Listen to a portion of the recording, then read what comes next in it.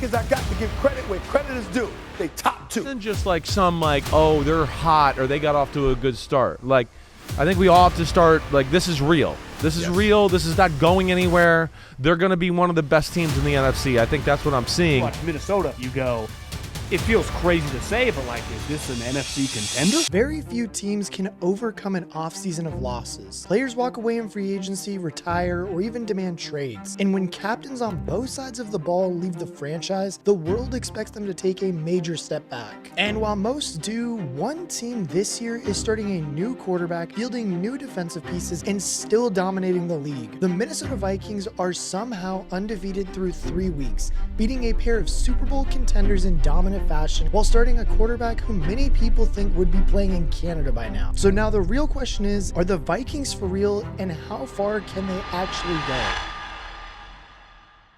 Are you looking for a new book this football season? BetUS is the answer. They have the fastest and easiest payouts in the industry, along with 24/7 personalized service 365 days a year. Not only that, but they have live wagering on all major games, so if you see something mid-game and want to make a wager on it, you can. And the best part is, you get 10% back on your net losses twice a year. And now look, you guys knew I had to come through with you guys for a promo code, so make sure that you guys are using code YouTube150 for a nice 150% deposit bonus on up to $2,000. That's right, we were doing 125%, but we said screw that, we're giving you guys 150% instead. Again, that is promo code YouTube150 for a 150% deposit bonus on up to $2,000. Again, thank you to BetUS for sponsoring today's video, but for now, let's hop back into it. And now look, it wasn't too far ago that in 2023, Minnesota's world honestly came crashing down. They came off of a fluky division title and an embarrassing playoff loss to the Giants. The Vikings put off paying Justin Jefferson to fill out their offensive line and added Byron Murphy to their secondary. Because of that, both Justin Jefferson and Kirk Cousins were on a contract year, as was Danielle Hunter, who was the leader of the defense at the time. And I mean, look, straight up, they had powerhouses on both sides of the ball, but once the season actually hit, a lot of the buzz around the NFC North came to life. It was Detroit's time as they ran through the North and most of the remaining NFC, and on the other end, Green Bay and another great quarterback in Jordan Love. And suddenly, the Vikings were slumping back down in the rankings. To add insult to injury too, Justin Jefferson went down early in the season while facing the Chiefs,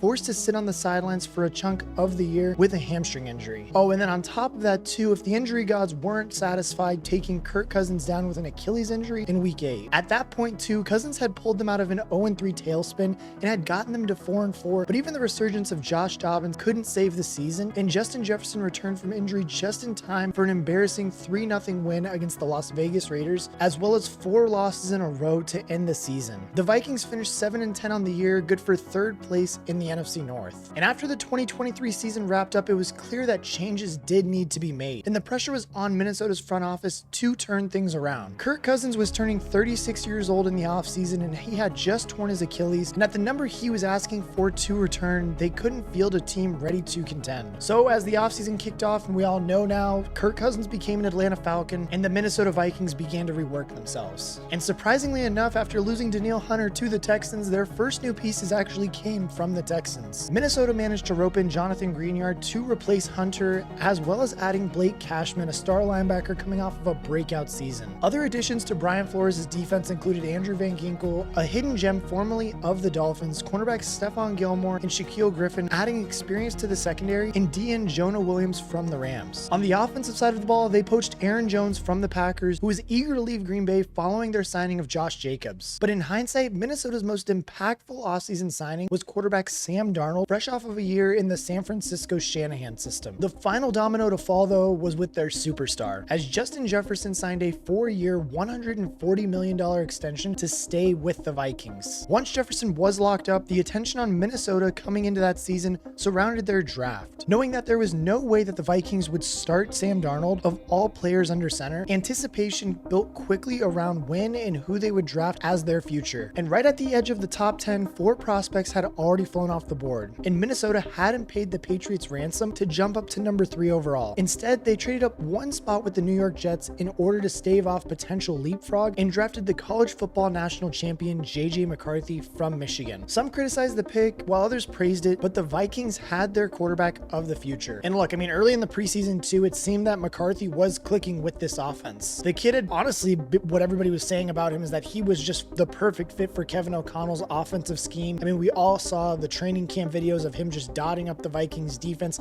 in training camp and things like that too. But I mean, once again, the Vikings just couldn't catch a break at the quarterback position. J.J. McCarthy would tear his meniscus in his right knee, ending his 2024 season before it had even started. So due to this, Sam Darnold was slated to be the starter, and the Vikings' outlook completely plummeted. Already considered a rebuilding middle of the pack team, the Vikings season win total was set at 6.5 wins, their lowest since 2014. They also sank to having the 9th worst odds in the Super Bowl at plus 8,000. I mean, Minnesota was set to be an underdog in almost every game on their schedule, but no sportsbook could predict the way that they would start the 2024 season. And I mean, through the first 3 weeks, they are one of the only 5 remaining undefeated teams in the NFL. And in those 3 games, it hasn't been a cakewalk either. They've literally beat up teams that are favored to be in the Super Bowl this year in the Niners and the Texans. Like with every passing week, the Vikings are honestly just proving that they are more tough, more gritty, and more physical than the other team that's on the opposite side of the ball. In week 1 against the Giants, the defense just completely showed out, picking off Daniel Jones twice and sacking him 5 times. They blew New York out, but the win was seen as easy, coming against a humble Giants franchise. Even Sam Darnold's impressive stat line of 2 touchdowns, 200 passing yards, and a passer rating of 113.2 were swept under the rug. Aaron Jones, the new arrival from Green Bay, did garner some praise from a 94-yard rushing performance, which included a touchdown, but all of it was dismissed as empty calories taken against the non-contender. And honestly, they were still a team doomed to be underestimated. Against the 49ers, though, that's when people started to paying attention to the Vikings. In their home opener facing the defending NFC champions, the Vikings pulled out all the stops and stunned a team that had just hung 32 points on a solid Jets defense. In week 2, the Vikings forced multiple red zone turnovers, holding the 49ers offense below 20 points for the first time since week 6 of 2023. Brian Flores having a game plan for San Francisco wasn't even the most shocking part. However, as Sam Darnold threw for 268 yards and a pair of touchdowns while also using his legs effectively in a game when Aaron Jones was held in check. As we all saw too, and early in the second quarter, pinned all the way back at their own 3-yard line, we saw the absolute dime that Sam Darnold would drop to Justin Jefferson, who took it 50 extra yards to claim a touchdown and also still show that he is one of the best wide receivers in the league. Minnesota then proceeded to pour it on and close the game out with the 49ers with a 23-17 victory. Arguably though, the most impressive Vikings win this year probably came last week against the Houston Texans, and just the fashion that they did it in, playing just insane defense. Like CJ Stroud against Sam Darnold should have been enough of a mismatch, and like right there at the quarterback position, to decide the game off from the jump. But the Vikings proved themselves to be a true contender. On the second play of the game, CJ Stroud was picked off and they took it all the way back to the 21-yard line, allowing the Vikings offense to pick up an early touchdown and an easy lead on a Justin Jefferson touchdown. And I mean, pretty much from there too, it didn't get much better for the Texans, as the Vikings forced a missed field goal, 4 consecutive punts, another interception, and 2 fourth-down turnovers, only allowing 7 points to one of the favorites to win the AFC. But while the Vikings defense had CJ Stroud in an absolute blender, their offense also went to work, with Aaron Jones rushing for over 100 yards and Sam Darnold throwing 4 touchdowns and 0 interceptions. Like, I mean, they truly dominated the Texans in all 3 phases of the game, closing out a 34-7 win. And now look, the Vikings being undefeated after the type of offseason that they had to go through to get to this point, in and of itself is an amazing story. But the way that they are winning games is even more special to me, like just the way that their offense and even the defense is playing. Like, the offense is rallying behind a quarterback who many thought didn't even belong in the league. The defense is hitting at one of the best rates in the league, and even though their schedule remains difficult, their floor honestly looks like they're going to be a wildcard team that's going to be tough to out at this point. Meanwhile, their ceiling seems to be winning this division somehow and taking a real crack at the Super Bowl. So that begs the question of, how did the Vikings do all of this to just like suddenly become true contenders right now? And to answer that question, we have to start on the offensive side of the ball, because I mean, it cannot be understated how well Sam Darnold has been playing up to this point. Through 3 weeks, he's the 6th highest graded quarterback in football by PFF, accounting for his running and passing abilities. He's ahead of fellow breakout Justin Fields, as well as perennial MVP candidates like Lamar Jackson and Patrick Mahomes. And while no one is truly claiming that they'd rather have Darnold as their guy, he's just outside of the top 10 in passing yards and leads the league in touchdown passes. With the help of talented pieces like Josh Naylor and of course Justin Jefferson, the Vikings passing game has been absolutely lethal.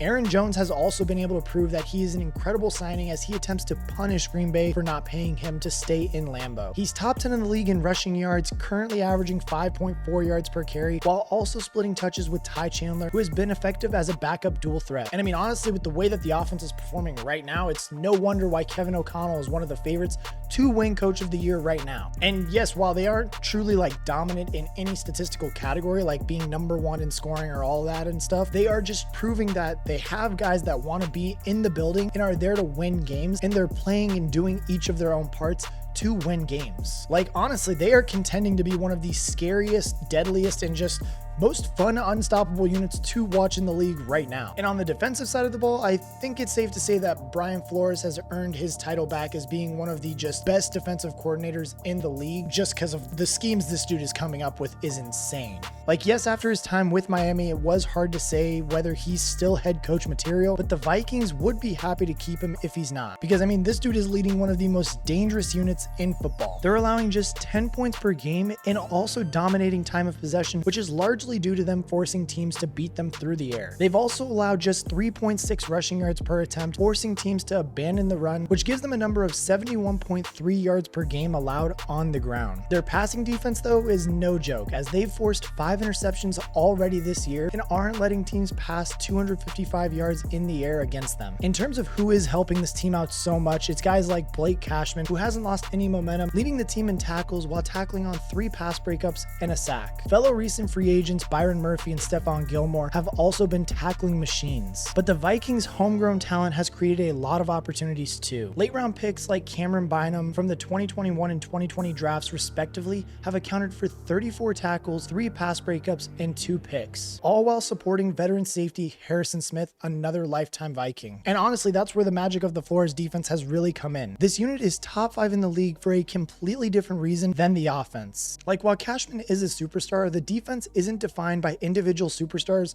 like the Steelers' TJ Watt or rival Lions' Brian Branch and Aiden Hutchinson. Their strength comes from that platoon that they have in one of the NFL's deepest defensive units, which has a backup at every position who can come in and win at one play. This allows for every member of that defense to stay fresh, giving their best players their maximum opportunity to pop when they need to. Like, I mean, single-handedly, this is why the Vikings were able to beat the Niners and the Texans in the fashion that they did, because they have a team of guys that is ready to step up at any given moment. And now it is too early in the season to definitively say that every piece of this Vikings team will remain dominant. Teams can game plan for their new offensive identity, and their game plan could see a drop off against other contenders later in the year. And I mean, they will have a series of tests as they face rivals and red hot teams through the month of October. All that said though, this Minnesota team doesn't look fluky like 2022's did. They're not winning coin flip games, they are dominating. And they have the combination of coaches and players to win any kind of game, from the scrappy and close to the air raid boat races. Like, suddenly the Vikings are just outside the top 10 in Super Bowl odds and are now just a few points from being favorites to win the NFC North, and their season win total has jumped by 4 to 10.5. The world is definitely starting to take them seriously, but if they're lucky, the Vikings will continue being underestimated, because if they're the underdog, they might just mess around and win the whole damn thing. But I want to know what you guys think. How good are the Vikings? Do you think that they are legit contenders, or is it just kind of like that 3-week thing where we're like, all right, moving on, we're going to get back to the regularly scheduled program and they're going to start to dip down? Let me know what you guys think in the comment section. Personally, for me, the Vikings might be legit. I mean, they've got all the pieces, and if JJ McCarthy does come back in the next year or two, I mean, it's going to be scary to see what they can do. So again, if you guys did enjoy the content, make sure that you guys like, comment, and subscribe so that way we can push more of this. My goal is 50K this year. If we can get there, we will do a big giveaway. You know, we do it out here. We already got running a giveaway for a helmet. Make sure you guys are jumping in that in my Discord and Twitter over there. And as always, if you guys did enjoy the video, make sure you guys like, comment, and subscribe. Share with a football fan, a Vikings fan, whoever it is. And as always, I will catch you guys in the next one.